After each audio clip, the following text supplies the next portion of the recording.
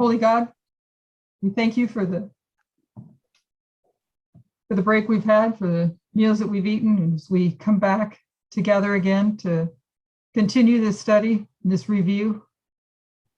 I ask you for the presence of your Holy Spirit as we are, Lord, we are trying to come to that place of understanding and that readiness as we continue to fast approach the time when we go to the Levites. We ask you to give us quick minds of understanding, to help us, Lord, as Christine showed last night, the many layers of the glass, that there are so many layers and they're hard to hold them all in our head at the same time.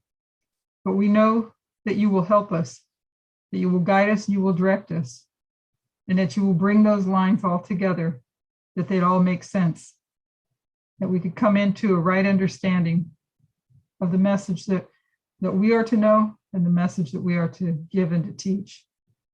So may you continue to strive with us and help us and bless us this day.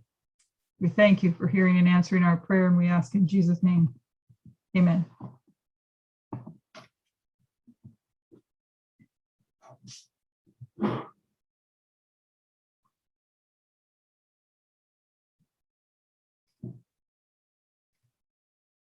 Okay, so we're going to do part 4 from the Uganda studies, and then there's one more after this one.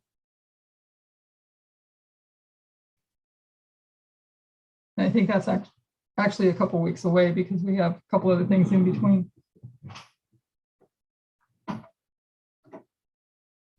Okay, so this is the first angel of the counterfeit.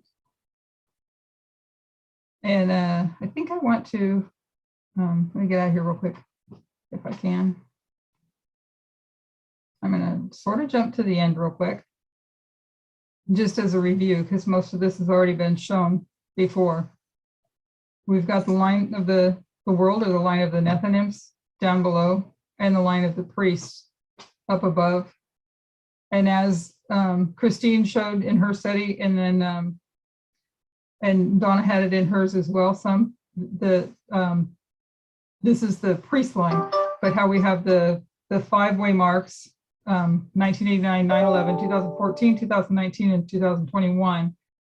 We have a message, one message. It encompasses a lot, but the message starts out very easy and doesn't require change of behavior. But as you continue and progress on, you get to the formalization of the message, then you are tested on that message. And the same sequence happens in each dispensation. So the first dispensation, 1989 to 9/11, was on line upon line. That opened up into Daniel 11:40 to 45, and we saw Daniel 11:40. We saw that there was 2 time of the ends, 1798, 1989. Then you come to 9/11, and the 2520 is opened up, and that opens up eventually to the message of time setting, which had to be accepted as well as the test. And then so you get to 2014, and the message is equality. And what we've gone through is, when it comes to the king of the north and the king of the south, that they are polar opposites. You get them from the world wars. You get the king of the north and the king of the south. We see that takes us to geography. And so that takes us to seeing that they are opposites, and yet they are a mirror image of one another. So they are both church and state, but in the king of the north, the church is holds the balance of power. And in the king of the south, the state holds the balance of power. And so, and this dispensation is for us to be able to understand all that we've already understood. And so, like they said, no new message, but it's the continuation of equality and opening up of gender and all of that into this dispensation. So we are we're in the formalization and headed to the door. The end of each waymark is a testing period. So we would be tested on what we got in here. One of the things that we see in the challenge here is still some have held on to the wrong stream of information. Some still, when it comes to racism, sexism, and gender, we see that sexism is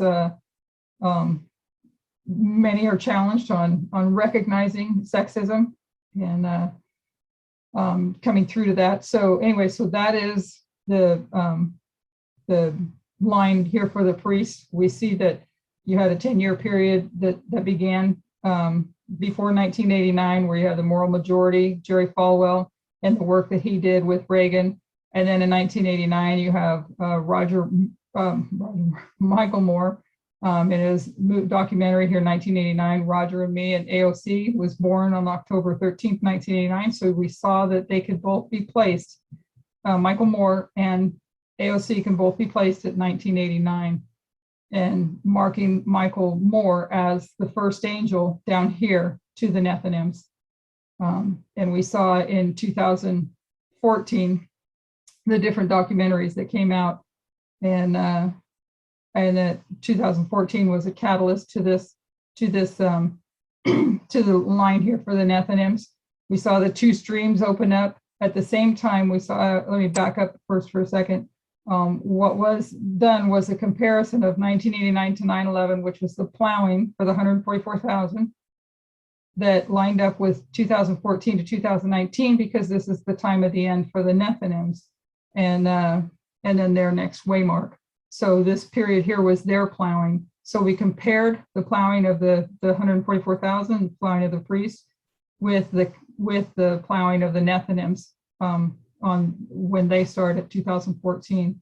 Then we also compared the latter rain period with their history as well, because we took 2014 to 2019 and took it down here 2014 to 2019. So we compared our latter rain history with this history here of theirs.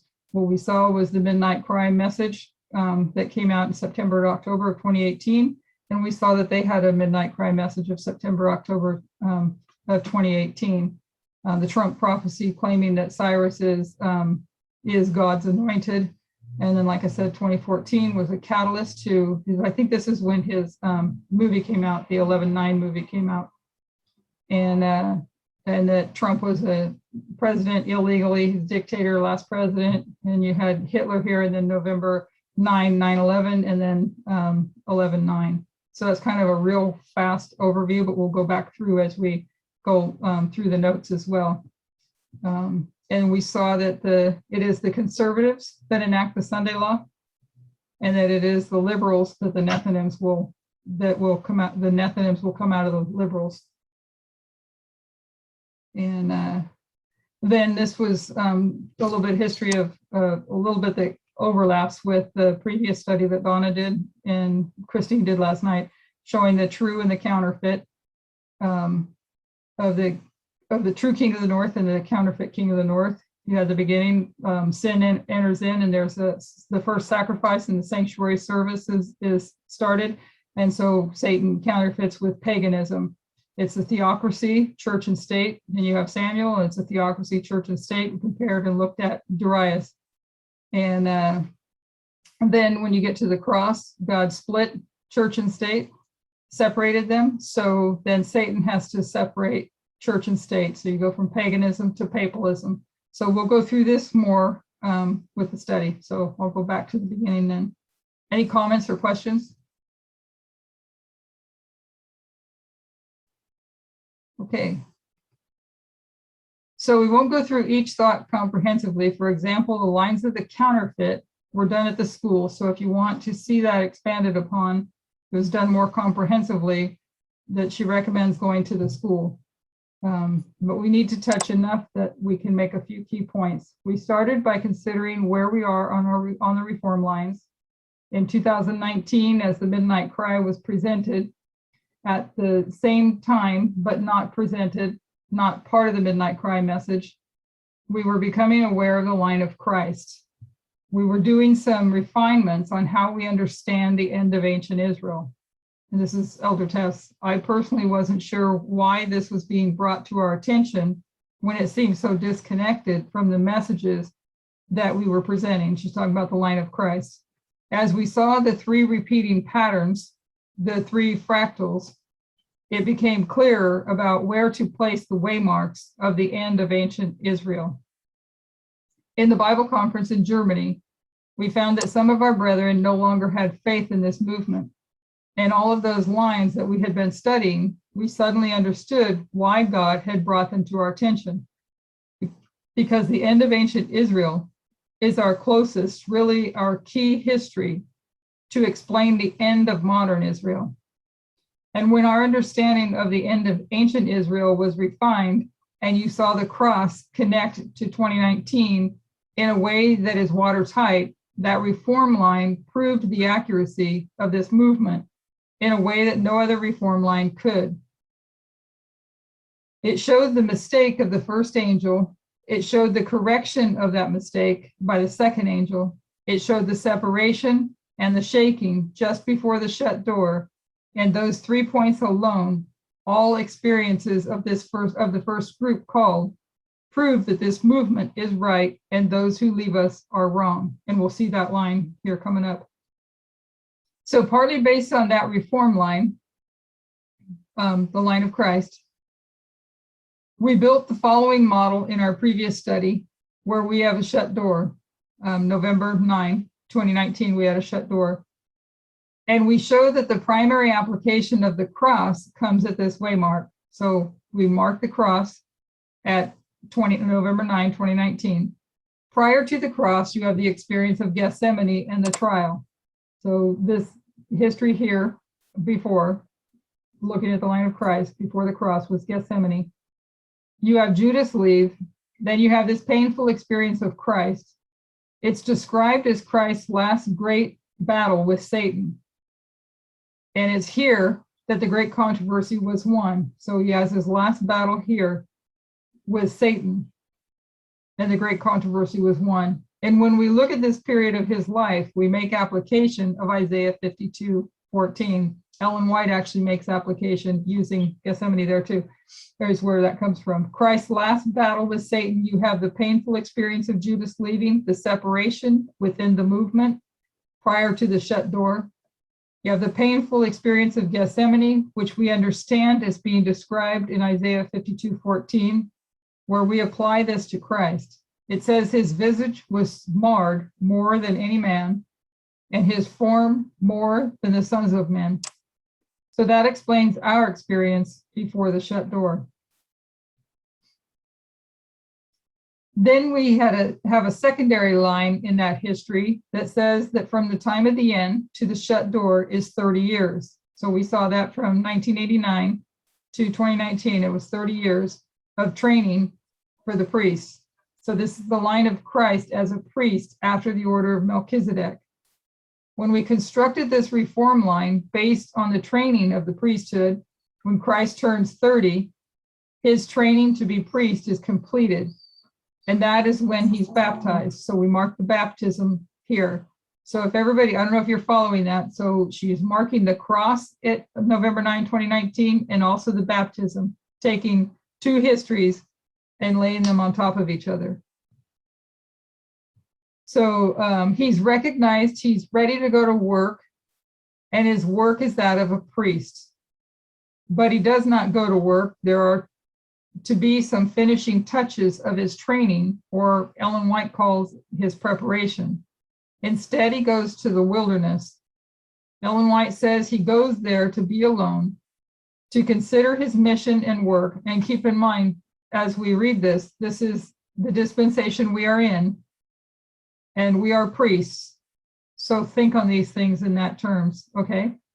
So Ellen White says he goes there to be alone, to consider his mission and work.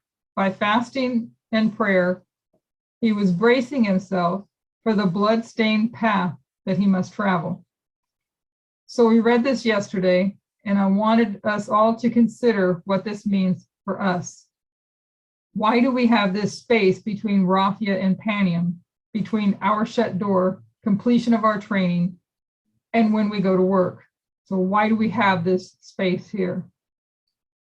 Because Christ used that time not to take a breath, but to fast and pray and consider the work he's about to engage in. So that applies to us. And in this history, in the wilderness, he's fasting. There's no bread. He's described as weak and emaciated, worn and haggard, with mental agony, and Satan sees an opportunity. This is Christ's battle with Satan. Ellen White describes it as his first great battle. So you see the last great battle before 2019 and the first great battle after, using two different histories or two different stories to put it on there. So this is his first great battle. So in the history prior, just prior to the shut door, and then just after the shut door, we know back here, we have the triumphal entry back in here, triumphal entry, and his work. It's this final period up to the shut door where we have this last great battle. Prior to him beginning his mission, 2021, where we begin our work, we have the marriage of Cana. So you've got the marriage of Cana before. But back here, we have the wilderness. So one after the other, just before the shut door, just after the shut door in those months, we have described the last great battle and the first great battle. So you have the last and the first great battle. In both histories, Ellen White applies Isaiah 52:14. As in both battles, Christ is identified as being in a period of physical weakness. And in both periods, Satan sees an opportunity to launch an attack. If he loses the battle in Gethsemane, the great controversy is lost. If he loses the battle in the wilderness, the great controversy is lost. So the point of us touching on this subject was that I wanted to introduce to our minds that there is a danger in feeling safe in this time period. Many of us have felt personally the shaking that went on in this history. We still labor for our brethren who see any light in what FFA teaches. But all that was this battle before 2019, they're gone. We hope some will come back who have not understood how they were being led. But this is a different battle with different temptations in the wilderness. And it's just as serious. If we lose it here, the great controversy is lost. This is not the history of the movement versus FFA. This was the history of the movement versus FFA. And this is not the history of the movement versus FFA. After 2019, it's a different battle. Christ is preparing himself for a path of sacrifice. And what threatens that is the temptations of Satan, suggesting to Christ that his path and his mission is not as he understood it, but it's to set up a different type of kingdom, the different type of king. So we want to touch on that wilderness at the conclusion of our studies. So does anybody have any questions on how she laid this out? Does everybody understand why she did this way?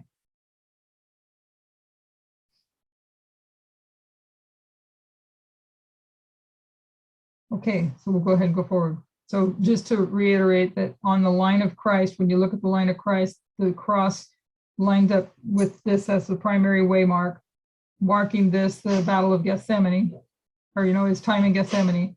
But since we mark it also as 30 years later, from the time of the end, 30 years later, then it's marked as baptism when the priests are 30 years old. Okay, so leaving that to one side, we went back to our past dispensation, to the plowing here of the Nethinims.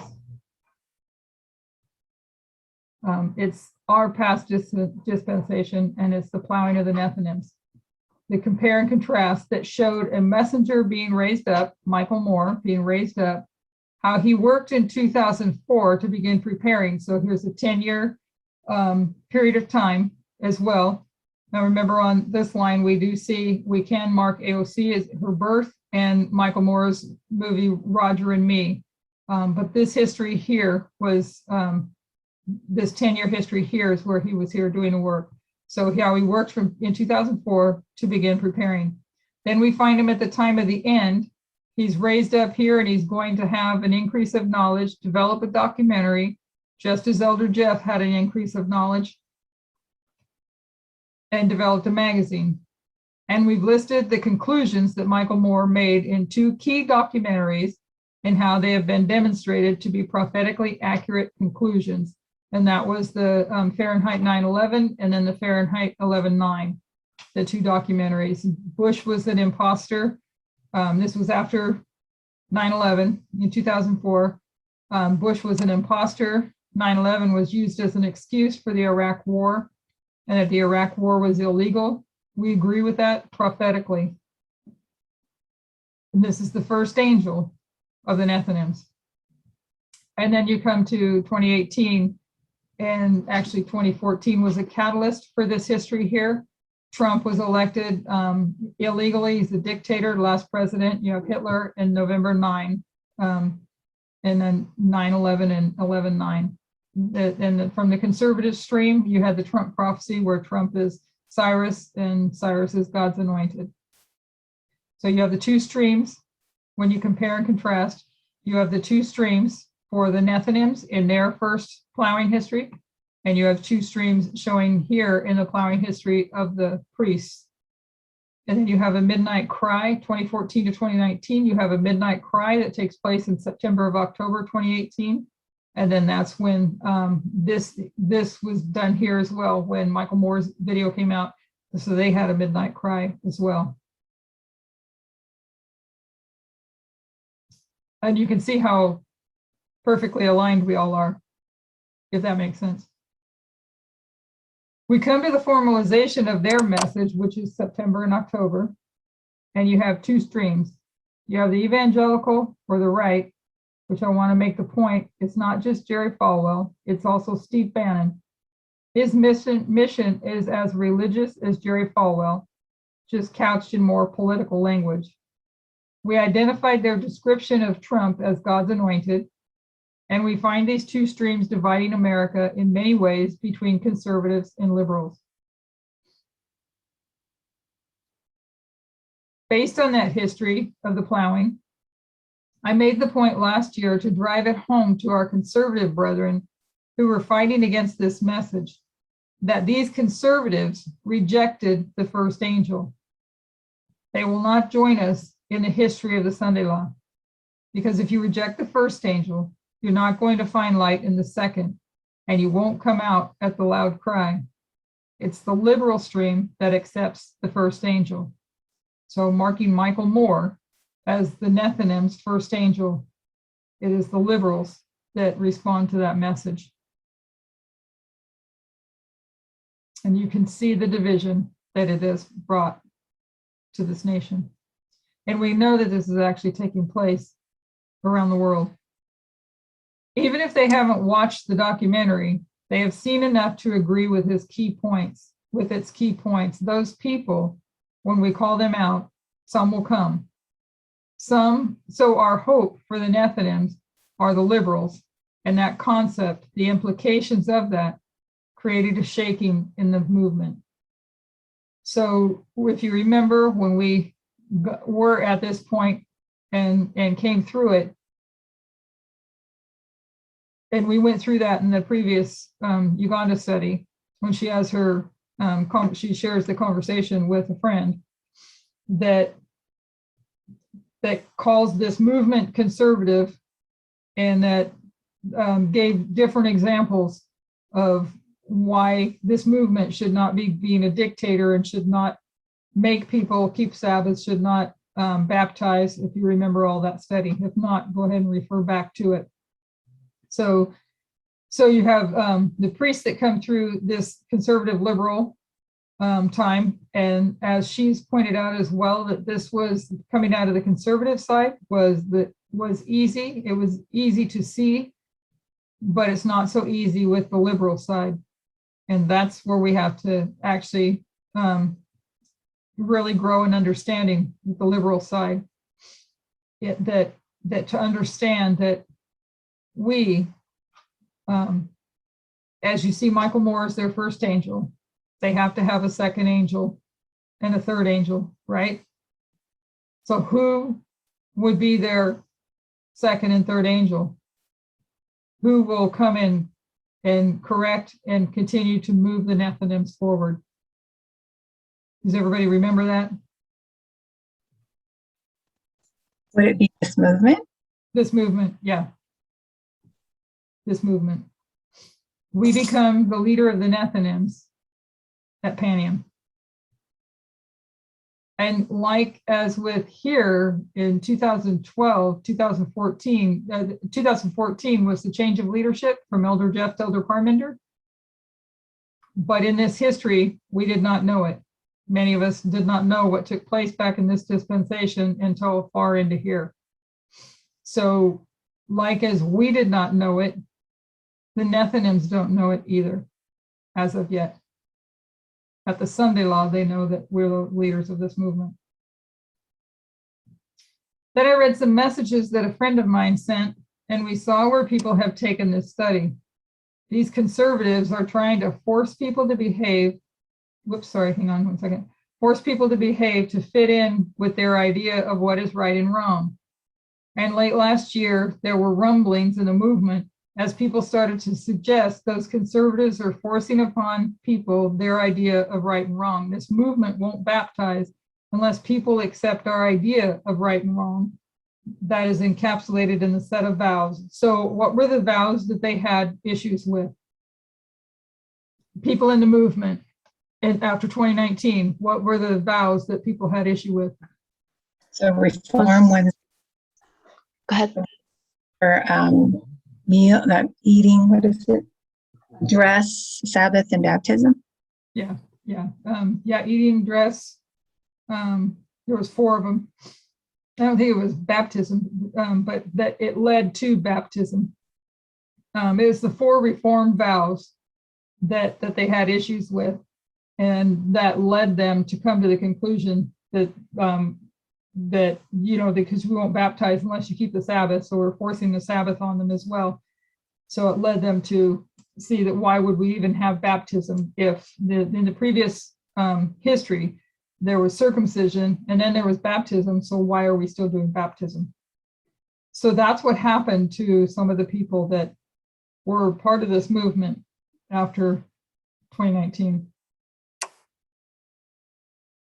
So people began to question why would we even have vows or on reforms, any vow on diet or dress or adornment. Those were the vows that people wished to be edited or removed because it seemed to them all these vows were conservative. To be vegan is conservative, to dress modestly and to have any type of standard of what modesty looks like is conservative. So it's chiefly the 4 reform vows. But then I read some comments a dear friend sent to me where my friend spoke not about those 4 vows. Our conversation was quite extensive till she came to her point. She says what she is struggling with is this movement does not seem to give liberty. That's my paraphrase of how she's feeling. She says she doesn't see the Sabbath as a test in our history, so there's no need to agitate it. By agitated, I'm going to define that. She might disagree. We don't make it a requirement for people. We don't push it on people. When we go to the Levites and the Nethinims, we don't require them to keep it or to be baptized. She says the Sabbath should not be a test of fellowship. The Sabbath might be good for us, but the minute we make it a requirement, it becomes a subtle force, just like being vegan. So if you can picture it, this is how I picture it in my head. You have, this is the God's kingdom being set up. We know that it's not on the right or it's not on the left. But when you go back and understand socially liberal and morally, somebody help me say that right. It's not liberal, so conservative, morally conservative, right? But you're going to see pieces of both, but we need, as God's kingdom, the right understanding of those. So those that left conservatism for liberty wanted to throw out vows that to them appear conservative, and it would be forcing, therefore people don't have liberty. But I think most of us understand that God is a God of order, and there's going to be rules like anywhere else.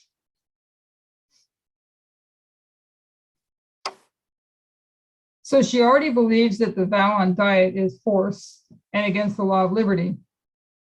That's one of the 4 vows challenged. But the inevitable conclusion, being vegan, has nothing to do with the test of equality. It's a conservative principle. People argue of a past dispensation. If you follow that train of thought, so is the Sabbath. And that's where it is moved from those 4 vows to other fundamental principles that make us Seventh-day Adventists. She says our test is equality. She's saying God is not like the conservative Protestants. Then we can bring to them no other test than the test of equality, which is the test of their plowing. We identify as it being developed to the test of the Sunday law, whatever that looks like. So if they're being tested on equality here, and they pass that test, how can we go to them with all of our rules and say, you passed that test, you're behaving properly, now keep the Sabbath or we won't baptize you? So how can we do that? If they pass their test of equality, how can we make them do anything else? It would be force instead of freedom or liberty. To me, if you follow that line of logic, that line of thinking, then you're just going to go to heaven with a whole set of problems. You're not going to go to heaven, but heaven would be filled with a whole set of problems. It'd be a free-for-all, whatever anybody wants to do. I've always thought Sabbath as liberty. Was somebody going to say something? Yeah, I always thought Sabbath as liberty. Is that Fel talking? Sorry, guys. I don't know if you guys can hear. I can't hear. It's Fel. Fel, we can't hear you. Okay. There you go. I always equated Sabbath with liberty. It is. It's liberty from the slavery and bondage to a tyrant. I don't know if you have more you want to say on that.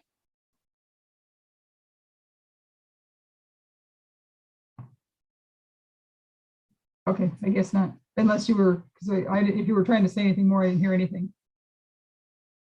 Okay, so what we say is you have to keep the Sabbath. And I always refer back to Hebrews 3 and 4 as well, where it talks about entering into that rest. The Sabbath is going to be a rest for the captives to be free in. Then she makes another point. Why baptize at all? If baptism replaced circumcision, why do we make baptism a test? We just have to accept line upon line. So the concept of what is being developed, line upon line, no other test, people shouldn't have to accept anything else to be part of the kingdom of God. The next dispensation, and these are up here, line upon line. The next dispensation was time setting, so there should be no other test. The next one is equality, and there should be no other test. So as long as we have all these 3 points, we pass the test of every dispensation. The vast majority of our vows, all the other subjects like the Sabbath, are no longer binding for us today. And that's the concept that was being developed. The Nethinims, they understand equality, so they have it all figured out. And it was also being gone on to that we learned from the Nethinims, we learned from the world. All we're going to do is bring them this one test on equality from Sunday law to close of probation, this period here. Just bring them the test of equality. And what right do we have to impose anything else upon them? So naturally, I asked for evidence. All these ideas or concepts, I want a line upon line, that demonstrates this and examples. Only one example was given, and that was when my friend made the point, God creates a system that reflects the world to win the world. And the example given was the sanctuary. So you had paganism, human sacrifices, and then God created a sanctuary system that reflected paganism. This is what her friend is saying. So that the pagans might be able to understand the character of God. So God copied paganism. when he made the sanctuary system. So paganism being the original, hold on one second. You gotta move. You can't be there. Sorry. So paganism, the original, and the sanctuary system, a reflection. And the whole context of this is the claim that God does this in every dispensation. At every point in history, when God wants to reach the world, his people are set up in such a way as to reflect the world. And the implications of that are that this movement, by Sunday law, must have a system that reflects the world. The context is questioning why we would make the Sabbath a test, diet a test, wearing earrings a test, or any other requirement that makes us not a reflection of the world.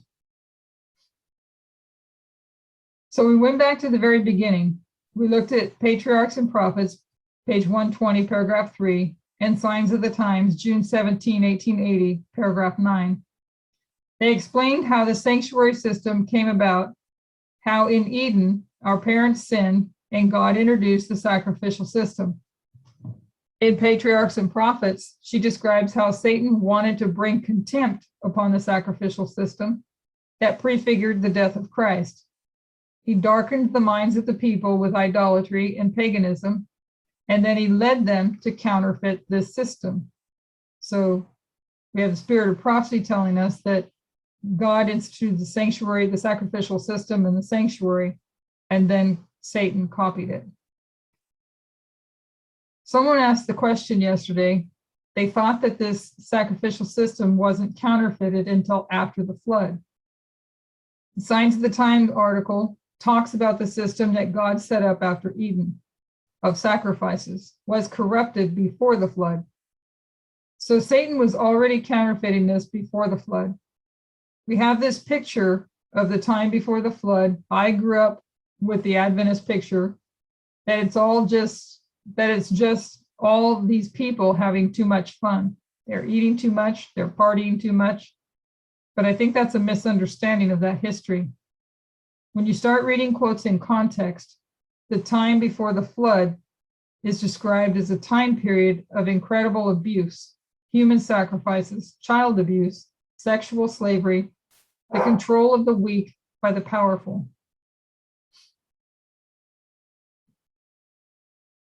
What the world is turning to that reflects the flood is a world where the powerful abuse the weak, and Satan brought that about by counterfeiting God's system of sacrifices.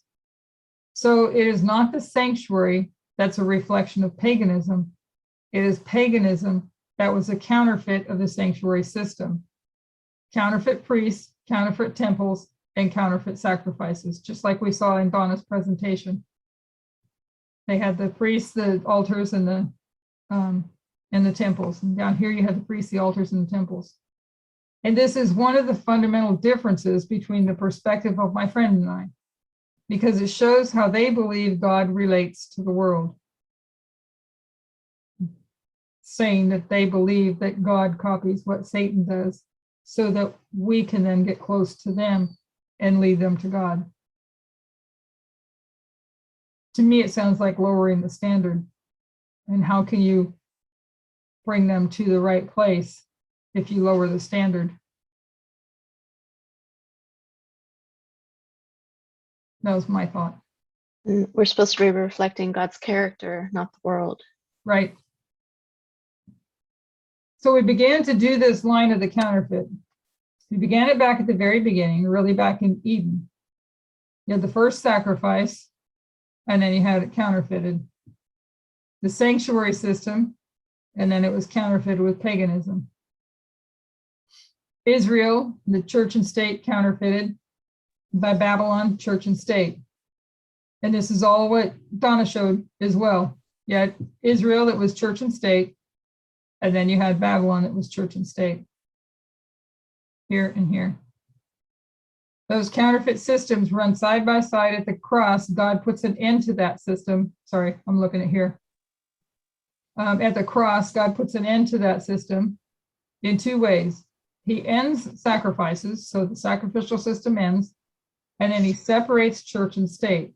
So here at the cross, at the end of ancient Israel, he separates church and state. So what does Satan have to do? He also has to separate church and state.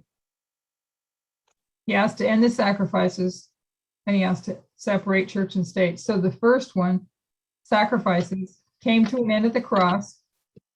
So the whole system of temple sacrifices, that needs to be abolished. All of that defined paganism, and instead we find the rise of papalism. So at the cross, you have the separation of church and state, and then we see that when you get to 538, he separates church and state. And you can see how long it takes him to counterfeit as we move along through history. Somebody might need to mute. I don't know who it is. I can't see the list. So Satan is running 500 years behind and then 100 years behind. And what we're actually seeing is that now we're all in perfect step. And there was a transition here from paganism to papalism. We saw that in Donna's presentation. And here you had church and state embodied in one person. It was a theocracy embodied in one person. And as well, it was a church and state, and it was embodied in one person. And then the separation here. So what we were seeing in Donna's presentation is the separation of church and state, but both were Babylon and the king of the north. The second one, the separation of church and state. So Satan had to separate church and state, and instead of having a Darius, whose government embodies both under papalism, it's divided into the papacy and the kings of Europe. The papacy equals church, the kings equal the state. You can identify them as two separate entities, but they're both the king of the north. So Satan counterfeited the early church, but it took him 500 years to accomplish that counterfeit, to set it up. Then it rules for 1260 years until it went into captivity. So for a time, we won't go through these proofs. God began to restore modern Israel through the 46 years of 1798 to 1844, 46 years here, under the three angels' messages. So we saw it took him 500 years to copy this separation up here. So Satan begins to do the same. They've gone into captivity in 1798, and he's going to bring them out in 1899 in an alpha history. So they go into captivity. The papacy goes into captivity in 1798. So in 1899, he's going to bring them out in an alpha history. So remember, alpha means failure. In 1917, they have an increase of knowledge. In 1933, it's formalized with an alliance with Hitler that all ends in disappointment in 1945. And you can line that up with this history up here, where you have an increase of knowledge, the formalization of the message, and then here you have a shut door that ends in a disappointment. So we find the king of the south wins. The papacy is scattered from 1945 to 1950, November 1, 1950. So they went back into a scattering, just like modern Israel went back into a scattering after 1844. So it took Satan 500 years to counterfeit. Now it takes him 100 years, because you can see 1798, 1899 is when they come out. This is when modern Israel comes out. This is when modern Babylon comes out. And you have a 46-year period of time. You have a 46-year period of time, but it takes the papacy 100 years to catch up with what God is doing. So there's an alpha history of modern Israel and an alpha history of modern Babylon. Both ended in disappointment, November 1 of 1850 and November 1 of 1950. There's an attempted gathering to finish the work. You have the 1850 chart, and you have the 1950 dogma of the Assumption of Mary. So there's an attempt at a gathering again. But you can see that they're 100 years off all the way through. That pope dies And there's a new pope who's going to reorganize the Catholic Church, 1969. That organization is good, but they're going to reject their prophetic message of Fatima. So they go into a scattering time. In this time period, we find 1989 and an attempt to finish the work. I don't want to go into any details, just trace one thread. In 1798, the papacy went into a time of captivity. They went into captivity because they killed their prophets. They rejected their messengers. And who were their messengers? Who were their prophets?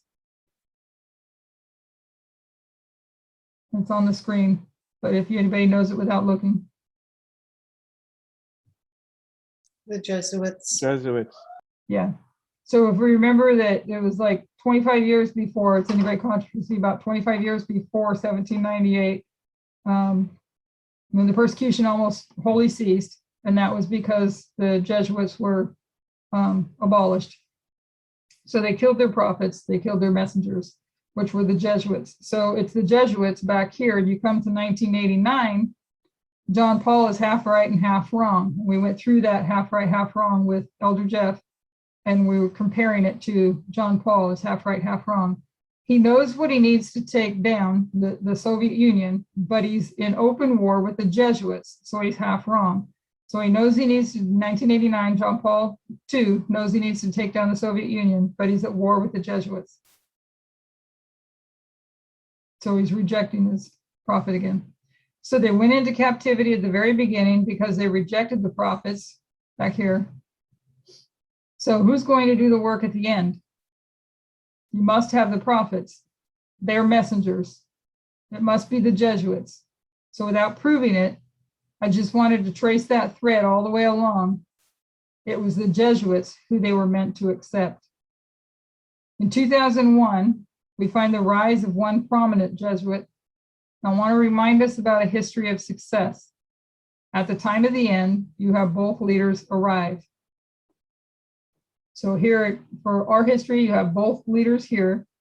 Elder Jeff begins to study and Elder Parminder becomes a Seventh-day Adventist. So you can mark them both at 1989.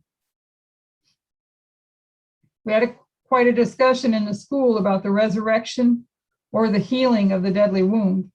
People wanted to make that healing to be the work of Protestantism. We discussed that over quite a few classes to where I believe at least the majority of us were in agreement. We went through a number of quotes where Ellen White speaks of the papacy and Protestantism, speaks of them being separate and distinct. The mother is separate from the daughters.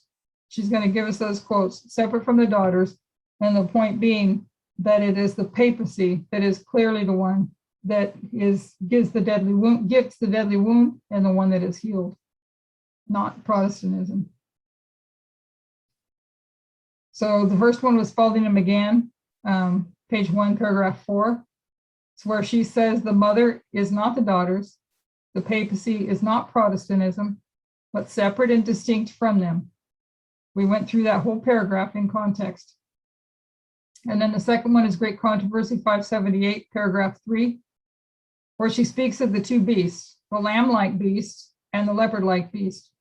Two separate and distinct beasts. One is like a lamb and one is like a leopard. But as she describes these beasts, it's the leopard-like beast, the papacy, that is resurrected. And then Great Controversy 441, paragraph 2. For me, it's quite clear, the lamb-like beast and the leopard-like beast. She calls the leopard-like beast the first beast who had a deadly wound, and the deadly wound is healed. So two separate and distinct beasts.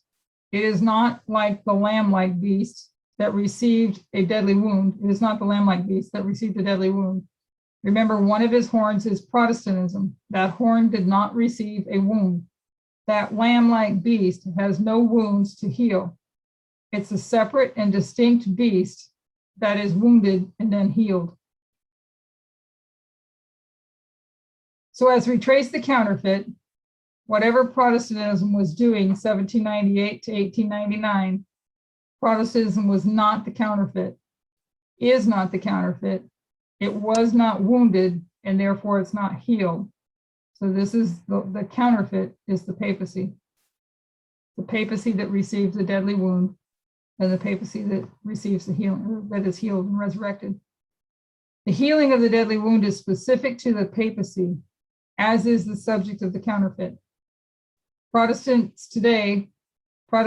today is not counterfeiting us. It was the papacy in its alpha history, and it's the papacy in its omega history. So if you remember the three structures, that helps also. You have modern Israel, Adventism. In the three histories, the failure, success. Then you have the counterfeit, three histories, which we're looking at, failure, success. And then you have Protestantism, the three histories of failure, success. Protestantism is not the counterfeit, the papacy is. So when we look at the counterfeit, the end of modern Babylon, we're discussing the papacy, not Protestantism. And I hope that's clear. If not, the school a number of weeks ago should give clarity. Does everybody understand that? Yes. Okay.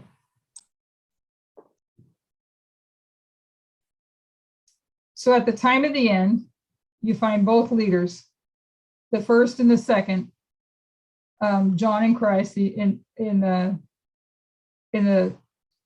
Omega history, Jeff and Parmenter in the Omega history. In 2001, in the Omega history, so you'll find the arrival of both leaders. In 2001, you had Ratzinger and Bergoglio. I don't know how to say that, Bergoglio. Ratzinger is going to become Pope Benedict, and Bergoglio will become Pope Francis. In 2001, the Catholic Church is facing a crisis, which has been described as their greatest crisis in 500 years. When their historians talk about the crisis of the Catholic Church, they mention two. The first was the Protestant Reformation, and that's why they say 500 years. The second was the sexual abuse crisis that has enveloped the Catholic Church. Ratzinger is one of the chief theologians of the last 100 years. I'm just touching that point that itself lines him up with the first angel, his theological work. So to not be confused with the other lines that we're looking at, where we have Michael Moore, he's the first angel of the Nethinims, or of the world. And on the counterfeit line, she's marking Ratzinger as the first angel of the counterfeit. I'm just touching that point that itself lines him up with the first angel, his theological work. You have both of them here at the same time. But for time, I'll just mention his work with that sexual abuse crisis. At his request, he takes over oversight of that crisis in 2001 and begins the work of organizing and cleaning the Catholic Church. So if you were to have that other line here, you see that there's a first angel at each of these places. We would put the Nethinims down here and Michael Moore. So you have the first angel, the first angel, the first angel. So in 2001, let's see, I think we did that one. At 9/11, we marked the death of the leadership. This was the death of leadership in the church. We talk about Saul, his death, the transition into David, and all those old studies that show the death of the old leadership at that waymark. Some of you might not know that. Are you all familiar with that? That this was marked the death of leadership, because that hasn't been taught in a long time. We don't recall that one. Yeah. Neither do I. Yeah, it has been a while, and I know that was. Go ahead. Somebody gonna say something? Val said that was before us. Yeah, that's what I was thinking. So 9/11 used the story was used of Saul, the death of Saul, and it's not so fresh in my mind either to bring out any details. But you had the death of Saul, and then you had the transition of into David. And when you take this and look at it, how it was laid out in Christine and Donna's study, where you had line upon line in Daniel 11, and then the message was rejected. That's what they marked the message being rejected in the death of Saul, and then the new leadership. Do we still teach that? Is that still our belief? She's still putting it in here. Okay. Yeah, she's still putting it in here. So in 2005, you have the death of John Paul II, and quickly with him, the death of their prophet. So there's the death of leadership. Ratzinger becomes Pope Benedict, but you also have Bergoglio come to everyone's attention, like the baptism. He is the second, the runner-up in that conclave. It was either going to be Ratzinger or Bergoglio, but Ratzinger succeeds and becomes the leadership. So you have the death of John Paul, and then you have Pope Benedict, but you already have Bergoglio around. And at this time when Benedict is chosen, Bergoglio was there, and it was the two of them that were down to, it was going to be one or the other. So Bergoglio is already on the scene. Until in 2012, there's a crisis. Ratzinger is unable to handle that crisis. It demonstrates mistakes in his work. First Angel has mistakes in his work. Unable to handle that crisis, he becomes the first pope in 600 years to resign. In 2013, you have Christ go to work, the second angel. Make sure I'm following this right. In 2013, you have Christ go to work, second angel empowered, change in leadership, all of those things. I think she might have meant 2014 here. Might have been 2000. It might be me that put 2013, but it's 2014. You have the second angel empowered. Let's see. Let me just back up because see, Dawn, I have trouble here too. I'm trying to follow this. Because the second angel is empowered. There's a change in leadership. The change in leadership is here at 2014 and all of those things. So as Benedict resigns, it's 2013 for these guys, 2014 for us. But also please note that they were 100 years apart. You can trace these lines here and you can see the 100 years apart. But you look in here, we have the change of leadership in this movement in 2014, and in 2013, they have a change in leadership. So if you're following how close the counterfeit is now. Okay, so you have the second angel empowered, change in leadership, and all those things. As Benedict resigns, Bergoglio becomes Pope Francis. He's immediately going to start transforming the Catholic Church. And I said before, all the way through this history, it's the Jesuits. So remember, she was talking about tracing the Jesuits back here in 1770 something, wasn't it? 1798, 25 years earlier, were the Jesuits, where they killed their prophets. Okay, so it was the Jesuits all the way through who was supposed to bring a message. They were supposed to do the work. So Francis, as the second angel, he becomes the first Jesuit to become Pope. So now you have the Jesuits, their prophets, their messengers, that is leading this movement. And what defines the Jesuits is liberation theology. It's a type of theology they developed in South America that says that their mission is all about equal rights, treating people correctly, the rights of women, their involvement in the church, and the subject of married priests and their freedoms.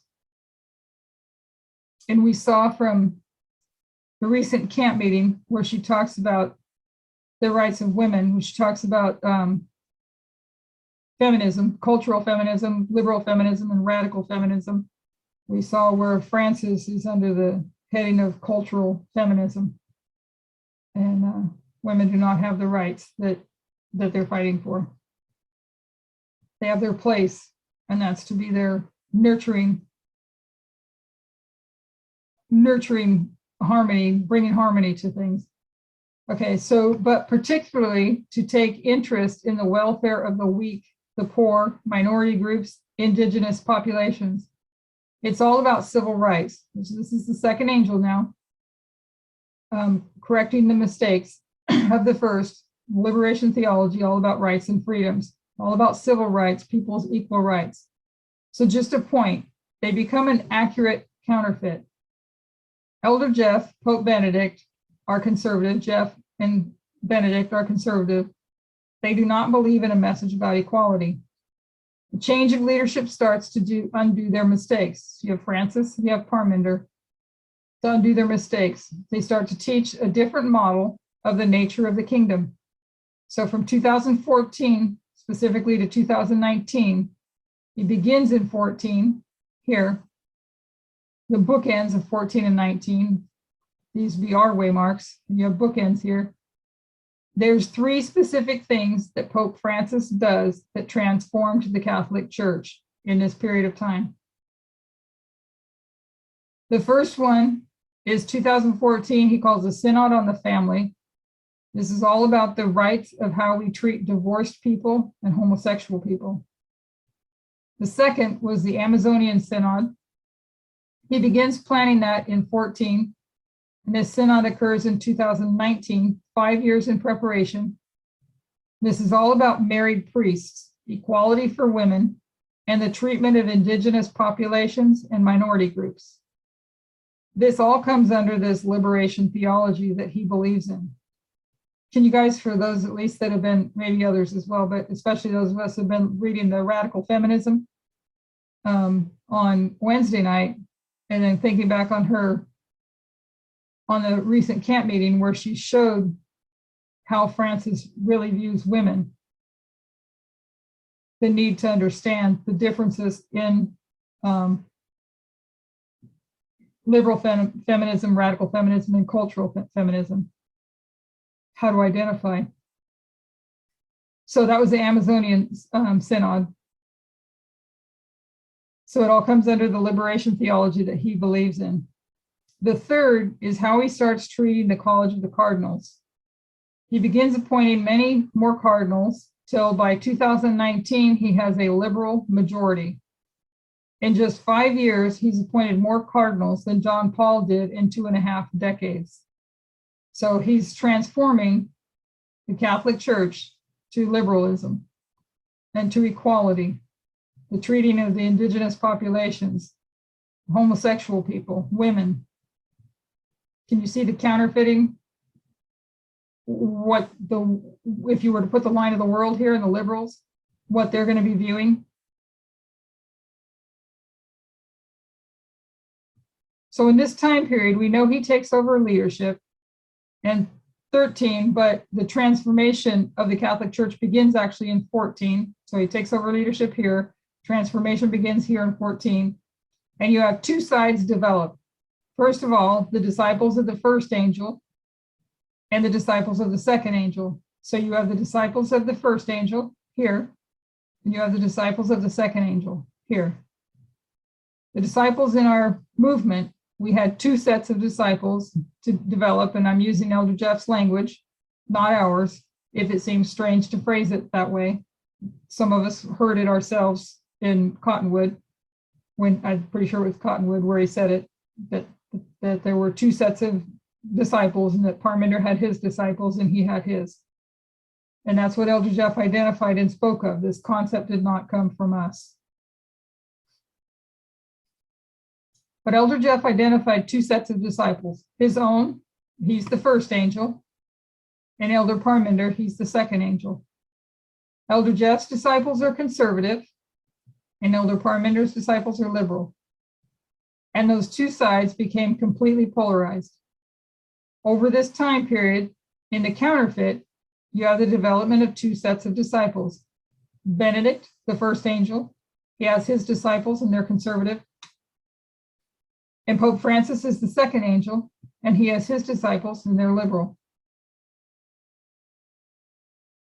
And the Catholic Church becomes split into 2 opposing factions, just like this movement.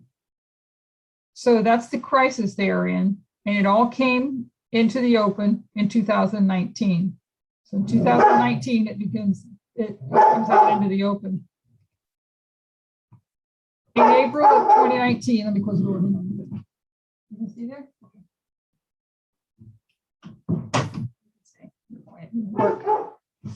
Okay, so in April 2019, Elder Jeff released that study on half right and half wrong, and we went through that in the previous, the first 3 of these studies, these ones from Uganda. Elder Jeff released that study on half right, half wrong, the study that we described earlier as the first open attack. And in April of 2019, former Pope Benedict released a statement That was the first open attack on Pope Francis. In September 2019, this movement, Elder Jeff releases a study that for the first time, it's not just undermining the message, it's attacking the message. And I'm pretty sure that was Mother Angelica. Maybe somebody remembers, but I think that was the one that if that was the title, I can't remember if that's the title. So in September 2019, former Pope Benedict began writing a book. In April, he only undermined Francis, and in September, it's an open attack. He's writing the book beginning early September, but we didn't notice it then. It took time for the book to be published. And he's attacking Pope Francis for his liberalism, for his liberation theology, about all of these issues that you could summarize as civil rights and equality.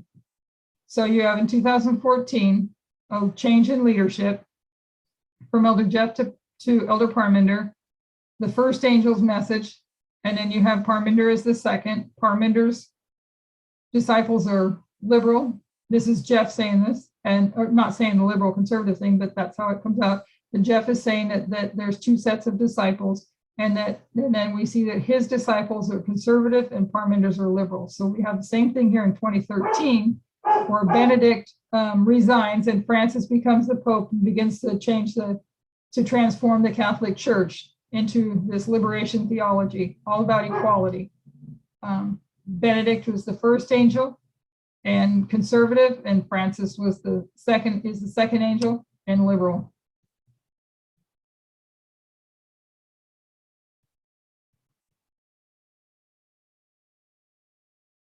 So that's a far too fast look at this history. We could expand that line and discuss this a lot more. It's been done at the school, but for time we won't do that. I just want you to see how this is a counterfeit, just as you see all the way along Satan counterfeit. So all the way along, beginning way back here with paganism, we saw that it took them 500 years to copy the separation of church and state. Then we see here that it took them 100 years. They were 100 years off at counterfeiting the history of modern Israel. And now we see them 2013, 2014, near in perfect alignment. Let's see. I just want you to see how this is a counterfeit, just as you see all the way along Satan counterfeit. But any person that counterfeits through practice, they improve. So it was 500 years, then it was 100 years. And when we get to our dispensation, by the time you get to 2013 and 14, that we're running concurrently, because Satan has become very practiced at counterfeiting. So Satan knows what's happening, and he can now counterfeit in real time. He could not sort out paganism in 34 AD. He needed time to understand and to change. Same with the papacy. He couldn't sort them out in less than 100 years. But in the final generation, one of the reasons you know there is no other reform line is because we are now completely in step. We're heading towards the Sunday law. At the waymark of Sunday law, we know the deadly wound heals. The Catholic Church has sorted out its problems. Most of those problems are internal. This movement goes to work at the Sunday law. So you know at the Sunday law, God's church has fixed their problems, which are mostly internal. So we're heading towards a collision point at Sunday law. At that waymark, modern Israel, modern Babylon, both go to work at the same point in time. That is why we know that we're going to clash in this reform line. And for those of us that were going through the A.T. Jones documents, keep in mind the things that we read in there too as well, where the things that A.T. Jones said. One quote popped in my mind. I know I'm going to poorly paraphrase it, but some of you will remember it, where they were asked about, how do I say, the Catholic Church, doesn't this bother you, what the Protestants are doing, and what doesn't this bother you? I'm really poorly paraphrasing, but the response of the Catholic was, no, we're just waiting because we know that the Protestants will need us, and when they need us, that'll be the end of them. Something along those lines. If somebody has a better paraphrase than I just did. but those documents are really valuable to understand that history, to be able to understand as we head to the Sunday law. And we see that the counterfeit and this movement are basically concurrently moving forward to the Sunday law. So we could go into the Third Diadochi War, bring other lines of evidence, but the only point that I want to make is the role of the papacy in our time. And when you come to the papacy in 1989, you have the mother, John Paul, she's doing a work. You have the daughters, Jerry Falwell, they're doing a work. But they are separate and distinct. Different works and they don't overlap. What John Paul is doing with the Soviet Union, working through Reagan, Jerry Falwell is working through Reagan, bringing church and state together for a very different purpose. So they're separate and distinct, the mother and the daughters. From what we read in the A.T. Jones documents, the daughters want the power that the mother had. They want to be that ruling power that the mother had during the 1260. And we saw that even in the 1600s, they were anxious to be able to even murder, even to kill for somebody not following their belief, their understanding of their religion. Back to the Covenanters. So separate and distinct at the time of the end, separate and distinct all the way through. So we know that the papacy begins to rise, particularly from 2021. From 2021, the papacy begins to rise. We're in a wilderness, they're in a wilderness, we're divided, they're divided. We come to 2021, we've sorted out our act, and we begin to go to work, and we begin to grow. So in 2021, we've sorted out our act, and we begin to go to work. The papacy, the deadly wound will be healed here. The papacy reflects the same. This is the Babylonian War, this period of time here, of the Third Diadochi War, the rise of Seleucus. They begin to grow till they are established at the Sunday law. So in this history, Sunday law to close of probation, you have the papacy doing a work, and you have this movement doing a work. The papacy's liberation theology, a Jesuit pope, would you define them as liberal or conservative? They're liberal. So just at that point, we start to have to consider our model. These liberals here become Nethinims. So now people start to say that those that are questioning our reforms, all the thoughts are shared. Pope Francis must be a Nethinim. He must be good because he understands equality. If everybody followed where she went with that, with her friend, and how they're thinking, the people from this movement that left with the liberals, that Pope Francis understands equality, so he must be Nethinim.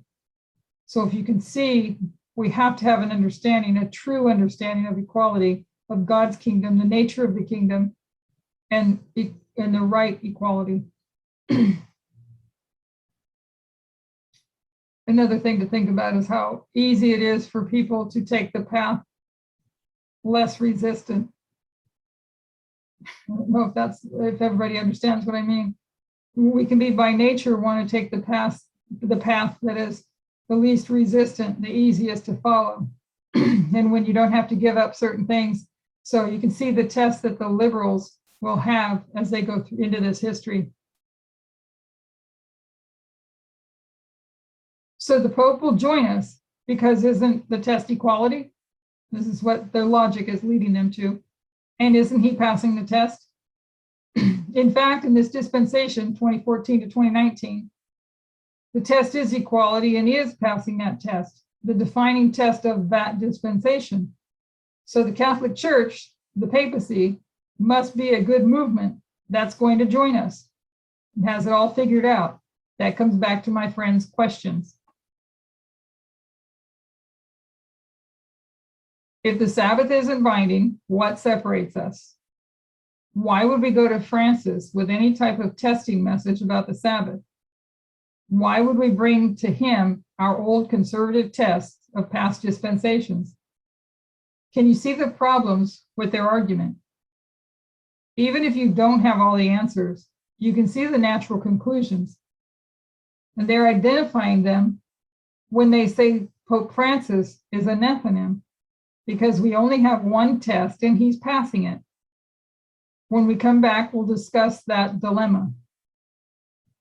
So she's referring to people that have left this movement that don't believe there should be any conservatism, any force is a dictatorship. It's all about liberty.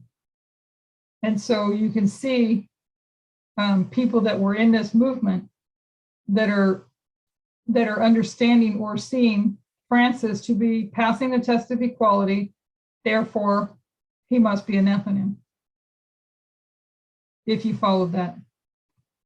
And then this is just back to the, I put these at the end so that we'd have these lines, and eventually we can get all these lines together, or at least, with the three structures, because that's really critical to understand too, the three structures, because the daughters are distinct and separate from the mother, and it's the mother that is the counterfeit.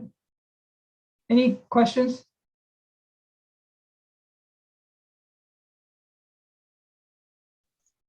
No question. I have a question. If I can answer it, I will, and if I can't, I won't. Well, it's just some things that are going through my mind right now. On this second line, let me see here. No, it moved. It was there. You want the other one? Yeah, This one? yeah. 2021. We've got that long line going through to Sunday law. This one? Yeah, Yeah, I mean, we're almost at the end of 21. right. So we know we've got formalization already. And so the building up of the call that's going to go to the Levites, it's not the Nephilim. Right. It's going to be the Levites. In here. So this is where all the change is taking place in God's people, right? We're all the what? Changes in our character are taking place. Well, for us, it's back here. Yes. If that's what Yeah, but back here. according to the message that we'll be giving on equality from 2021, of course, but we're almost at the end, and the formalization came in September.